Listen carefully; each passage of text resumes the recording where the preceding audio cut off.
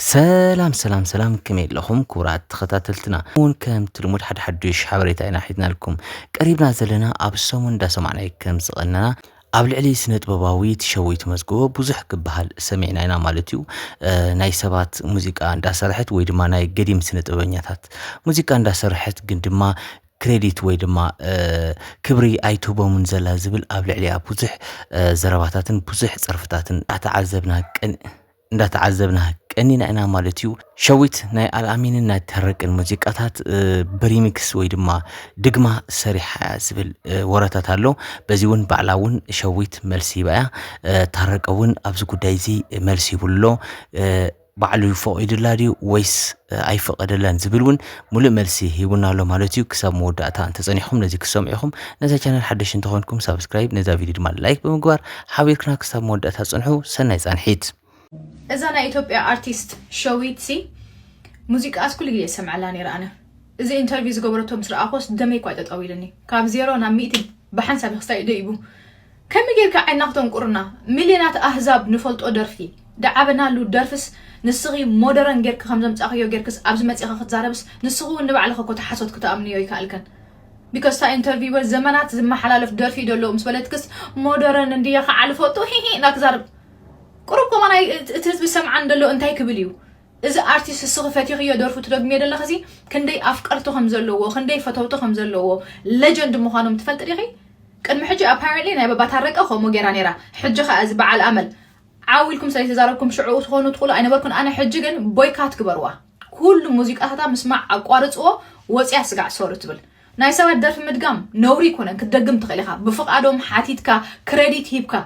اتليست سيفوت ወይ ደራፋይ ደርፍ ደሪፈት ትብልኒራ ወላ ዲ ሓተተ ትኾኒራስ اتليست ከማን ዝብሻሎ ክሬዲት ሂባቶ ክትብል ትኸሊኻ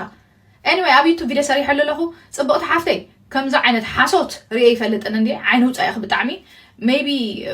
ድምጽለኪ ጥዑም ደርፍ ተደርፊ እኺ ዋይ ከምዚ ነገር ነሰሰሩ ኮይኑ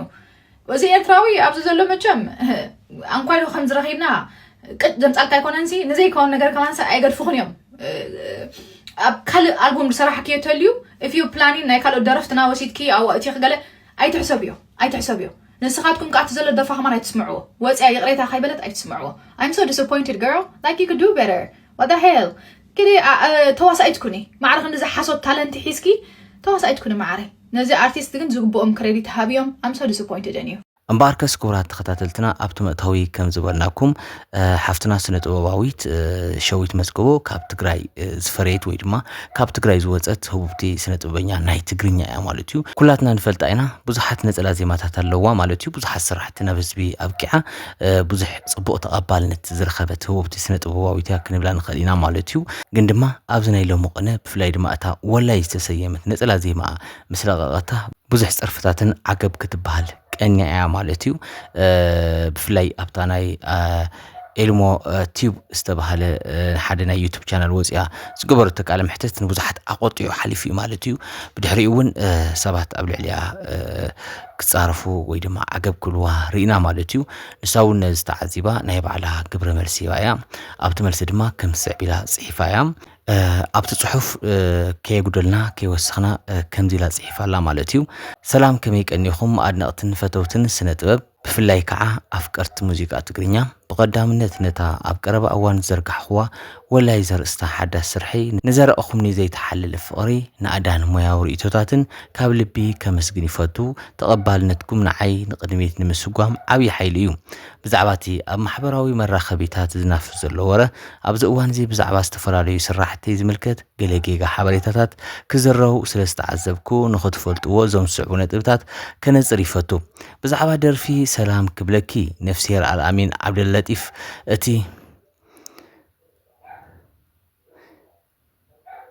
እቲ ኣብ ኤልሞ ቲዩብ ዘካየድኩ ቃለ ምሕተት ተቆሪጹ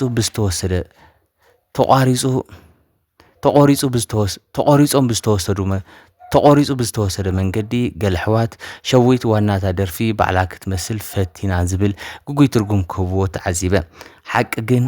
እቲ ሓቂ ግን ቅድሚ 14 ዓመታት ይስመረልኪ ኣብ ዝተባሃለት ናይ መጀመርታ ኣልበመይ ነታ ፍቱቲ ደርፊ ኣቦና አልአሚን ሰላም ክብለኪ ደጊመ ወይ ድማ ሪሚክስ ገርያ ነይረ ወላ እኳ በቲ እዋን ዝነበረ ኩነታት ንዋኑ ወይ ድማ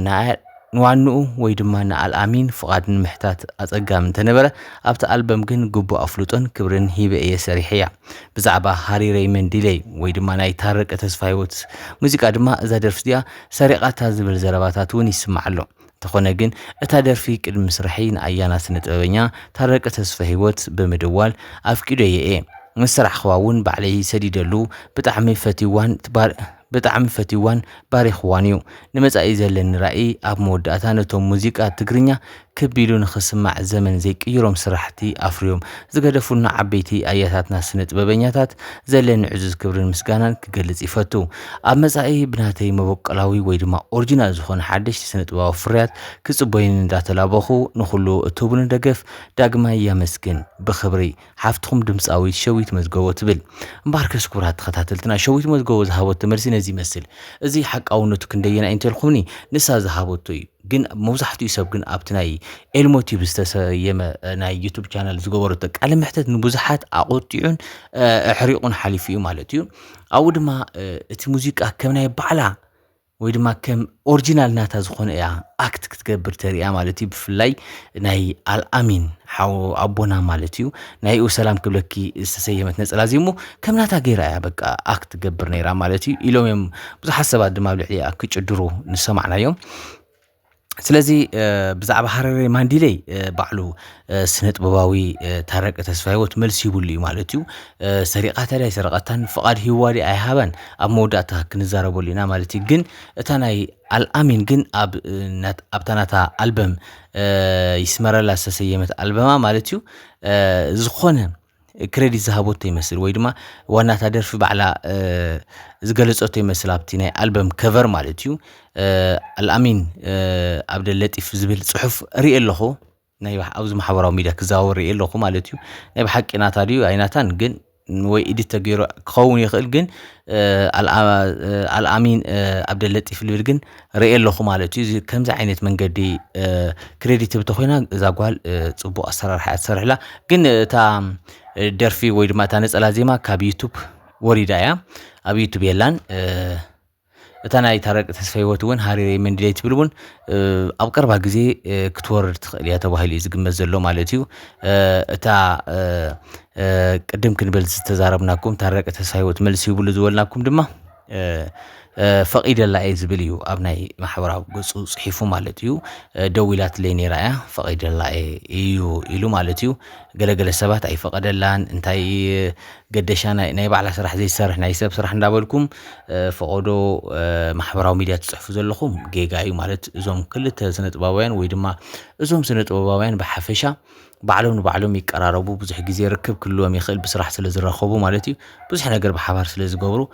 ኣብ ሓደ ዓውደ ዘርፊ ወይ ድማ ዓውደ ስራሕ ስለ ዘለዉ ስለዚ ተስፋ ታረቀ ተስፋ ሂወት ፍቓድ ከም ዝሃባ ይዛረብ ዘሎ ማለት እዩ እዚ ግልጽ ገይርኩም ክትሕዝዎ ይግባእ ኣይሃባን ሰሪቃታ ገለ ትብሉ ሰባት ጌጋ እዩ ማለት እዩ ንሳውን ገሊጻቶ እያ ስለዚ ፈቂዱላ ተኣማሚኖም ዝሰርሕዎ ስራሕ ዝመስል ዘሎ በዚ ድማ መደብና ክንዛዝሚና ማለት እዩ ንስኻትኩም ግን ክቡራት ተኸታተልትና ካብዚ ነገር እዚ ክትእርነቡ ጽቡቕ እምበር ሕማቕ ጽሑፍ ኣብ ማሕበራዊ ሚድያ ክትጽሕፉ ደስ ኣይብልን ስለዚ ናይ ሎሚ መደብና ብኸምዚ ኢና ክንዛዝሞ ማለት እዩ ጌጋ ሓበሬታ እንተሃልዩ ጌጋ እዩ ስለዚ ባዕላ እውን መልሲ ይባትሉ እያ ንሳቶም እውን እንዳወፁ መልሲ ይብለው ብፍላይ ድማ ገዲም ስነ ጥበበኛ ቦና ታረቀ ተስፋ ሂወት መልሲ ይብሉሎ ብጣዕሚ ደስ ዝብል እዩ እምበኣር ከስኩራት ተኸታተልትና ክሳብ መወዳእታ ሓቢርኩም ስለ ፀናሕኩም ብጣዕሚ ኢና እናመስግን ክሳብ ብኻሊእ ትሕዝቶ ንራኸብ ሰናይ ቀን